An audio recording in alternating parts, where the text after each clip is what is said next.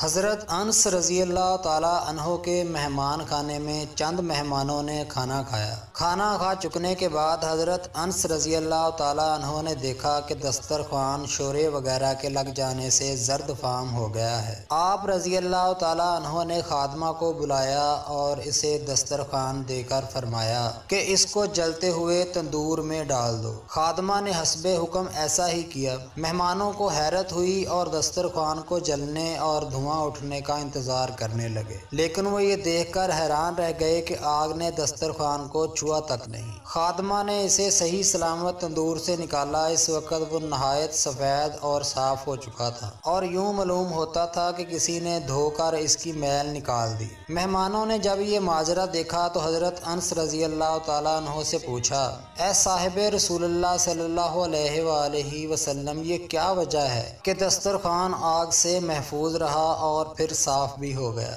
حضرت انس رضی اللہ تعالیٰ عنہ نے فرمایا، اس کا سبب یہ ہے کہ حضور پر نور صلی اللہ علیہ وآلہ وسلم نے اس دسترخوان سے بارہا اپنے دست مبارک اور لب مبارک کو صاف کیا تھا، اس لیے اسے آگ نہیں جلا سکتی۔ مولانا روم فرماتے ہیں، اے دل، اگر تجھے آتش دوزخ سے نجات پانے کی فکر ہے تو رسول اللہ صلی اللہ علیہ وآلہ وسلم کا قرب حاصل کر۔ جب آپ صلی اللہ علیہ وآلہ وسلم کے دست مبارک لگنے سے بے جان چیز کو جلنے سے بچا لیا گیا تو جو آپ صلی اللہ علیہ وآلہ وسلم کا عاشق زار ہوگا، جس کی آپ صلی اللہ علیہ وآلہ وسلم سے نسبت ہوگی، وہ کیسے جلے گا؟ پھر مہمانوں نے خادمہ سے پوچھا کہ تو نے بلا تعمر حضرت انس رضی اللہ تعالیٰ عنہ کے کہنے پر بغیر سوچے سمجھے دسترخوان کو آگ میں ڈال دیا، کیا تو ڈری نہیں کہ اتنا قیمتی دسترخوان جل جائے گا؟ اس نے جواب دیا، میں حکم کی غلام ہوں